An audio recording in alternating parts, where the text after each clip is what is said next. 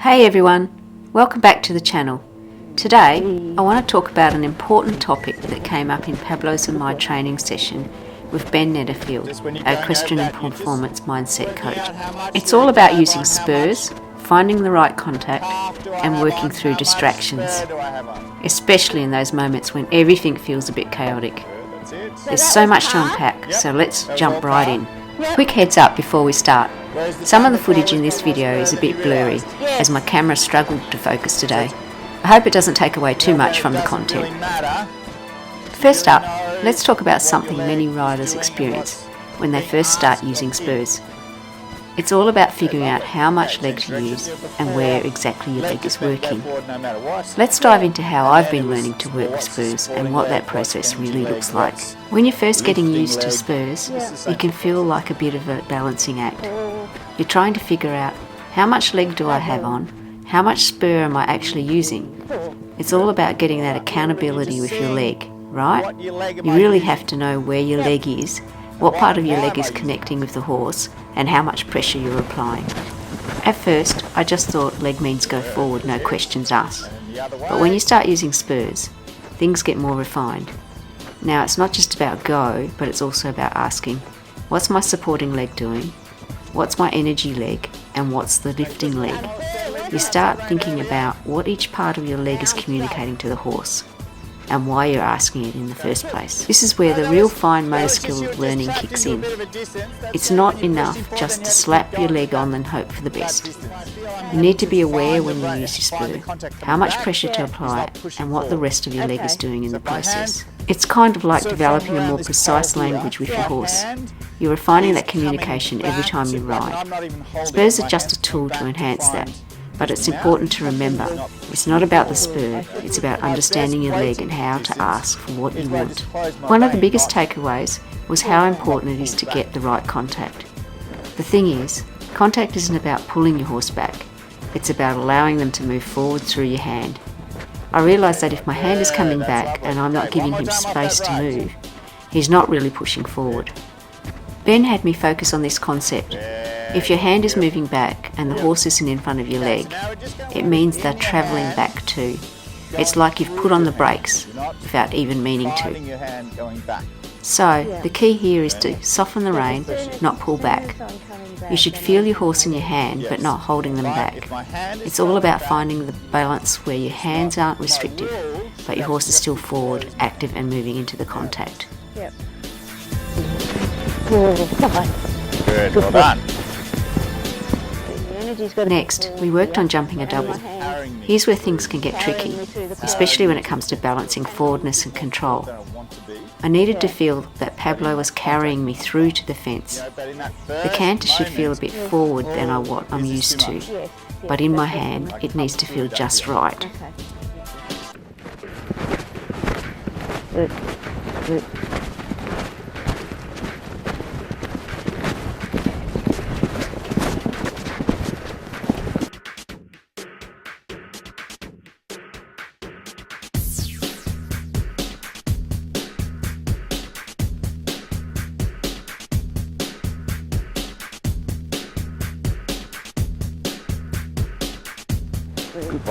When it comes to timing and distances, the challenge is reading what's happening under you while adjusting accordingly.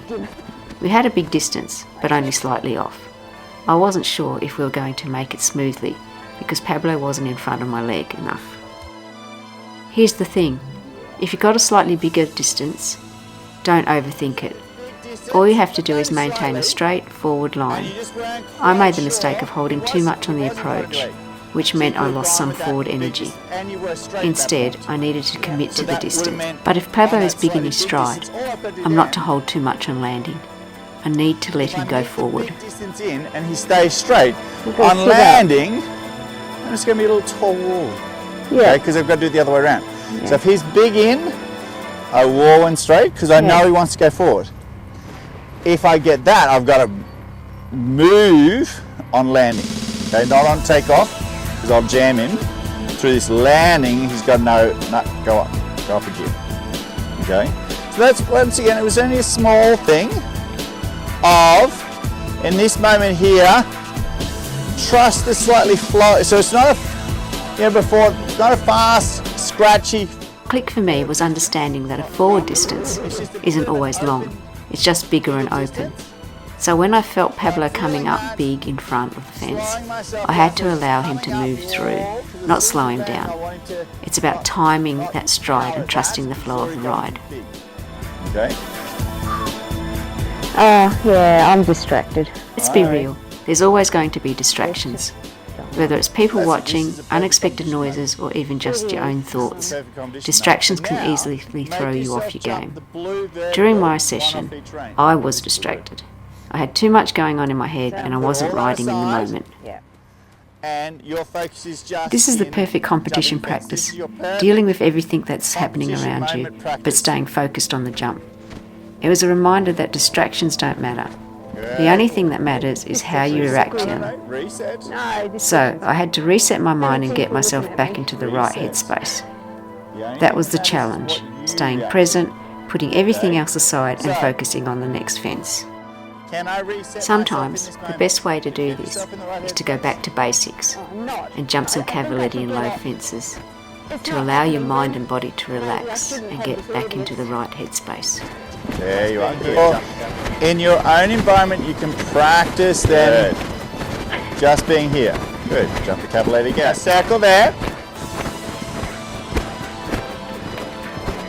That's it. Let him feel you just riding calmly. Circle another again. As Ben says, I need to feel how Pablo interacts with me when I'm right here, right now for him. Your outside rein. Come around the turn. Back to the cavaletti.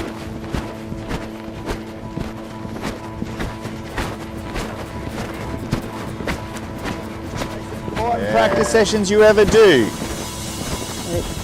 We can all practice this in our own riding environment. It's not about avoiding distractions, but about learning to ride through them. It's one of the most important skills anyone can develop, being in the moment no matter what. That's it. Very good. Okay, walk for a moment. So you've gone from impossible to possible. Now you just walk for a sec. Let it just shake itself off. You haven't run away from the space. You're staying here, just coping with. Okay. Another huge lesson. Deal with the horse you have right in front of you. Whether your horse is having a good day or not, your job is to stay connected and ride that horse, not the one you wish you had. Fearing of riding the horse you are riding. This session reminded me that it's not about fighting with your horse when things go wrong. It's about adjusting to where they are and making the best of it. At the end of the day, it's about working with what you've got, and that can turn a frustrating ride into a successful training moment. All the funny things are coming through my mind about just this continual stopping. And I know it's a stupid story, but it's just killing me. During the session, I had a moment where I was just kicking myself. You know when things start going wrong, and suddenly you're telling yourself all kinds of stories. I should have done better, or why did I make that mistake? Why does he stop? It happens to all of us. But that's where the real mental game kicks in. Is what? What did you recover? What did you decide I need to do this right now? And by focusing, what's the next step? What do I have to do? Yep. How do we actually ride this and how do I manage the situation? Yep.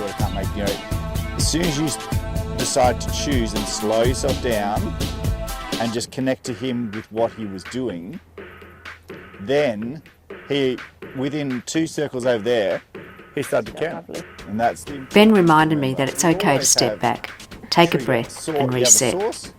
The stories you tell yourself can either hold you back or help you move forward. It's about recognising when those negative thoughts come in and not letting them take over. So, this session really taught me a lot about staying present, trusting my horse, and focusing on what's right in front of me.